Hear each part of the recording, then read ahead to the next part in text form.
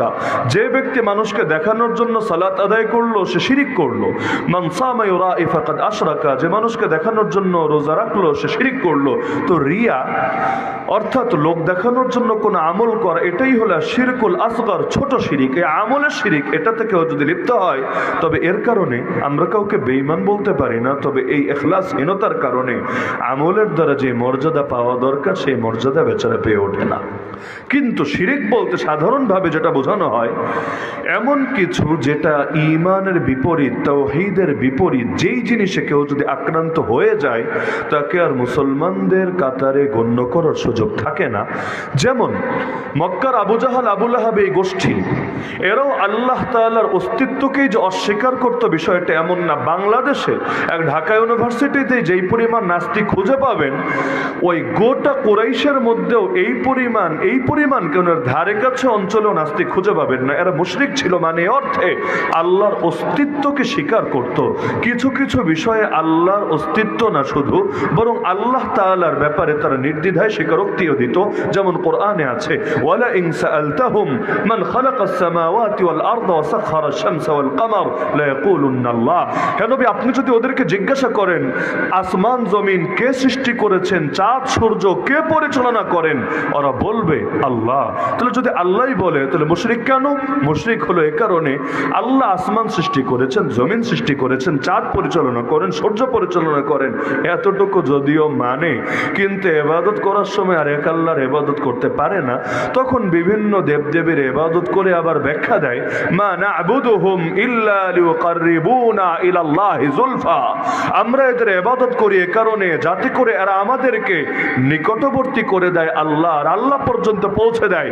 দুনিয়াতে যেভাবে নেতা পর্যন্ত যেতে চাইলে পিএস ধরতে হয়, এরা বিভিন্ন বুজুর্গকে, বিভিন্ন দেবদেবীকে এমন পিএস বানিয়ে নিয়েছিল যে আল্লাহকে সেজদা দিতে চাইলে ডাইরেক্ট আল্লাহরে দিলে আল্লাহ কি শুনবে আমার কথা?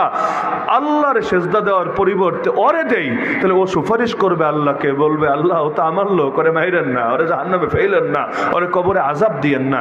এই টাইপের একটা অনুভূতি কাজ করতো তাদের ভেতরে। আর আল্লাহকে দুনিয়ার রাজা বাদশার মতো মনে করত।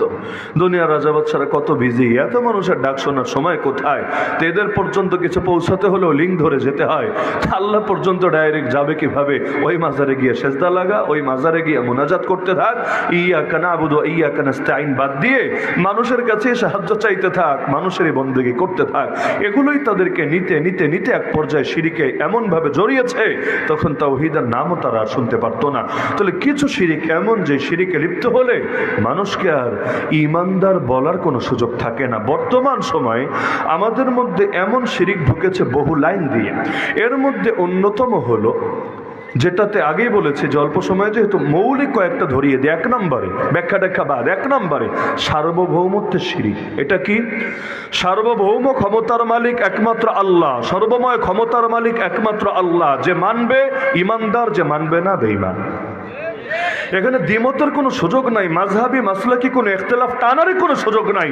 কিন্তু এই পৃথিবীতে মুসলিম পরিচয়ধারী এমন লোক হাজার, 2000 না, লাখ, 2-1 লাখ না, কত কোটি আছে আল্লাহ ভালো জানে, যারা মনে করে সার্বভৌম ক্ষমতার মালিক আল্লাহ না, বরং সার্বভৌমত্ব হতে পারে হয়তো রাজার, না হলে জনগণের।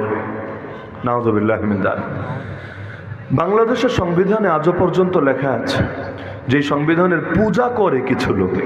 72-এর সংবিধান, মহাপবিত্র সংবিধান, এটা নিয়ে কিছু বলা যাবে না, বেয়াদবি হবে, বেয়াদবি। হুজুর একবার জেলে ঢুকাইছে, আবারও ঢুকায় ছাড়বো, কারণ এই মহাপবিত্র জিনিসের বিরুদ্ধে যাওয়া যাবে না। যদিও সেটা যায় কোরআনের বিরুদ্ধে, তাতে কিচ্ছু হবে না। এই নিকৃষ্ট কুফরি জাহেলি সংবিধানে আজও লিখে রেখেছে সকল ক্ষমতার মালিক নাকি জনগণ। যদিও ধোকা কিভাবে? সকল ক্ষমতার মালিক জনগণের শিরকি অর্থ হলো যদি এইটাও মানতো তাহলে ভাই রাষ্ট্র পরিচালনায় আমার, তোমার, আমাদের সকলের অবস্থান থাকতো। কারণ সকল ক্ষমতার মালিক জনগণ, এই কথার অর্থ কি? যে জনগণ যা চাবে তা হবে, তারা যেটাকে মনে চায় বৈধ বানাবে, যেটাকে মনে চায় অবৈধ বানাবে। এই অর্থ যদি মানতো, এইটাও যদি মানতো, তাহলে স্বাধীনতার 54 বছরে এসে আজও পর্যন্ত দেশে এত বেশ্যাখানা খোলা থাকে কিভাবে?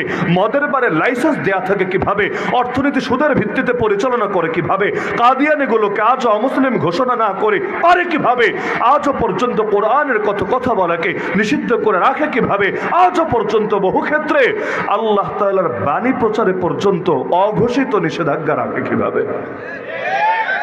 জনগণ তো চায়, কি চায়? এই দেশে কোন জনগণ বেশ্যাখানা চায়? আমারে বলেন, কে চায়? কে চায় বেশ্যাখানা? চায়টা কে? তো যদি এটাও মানত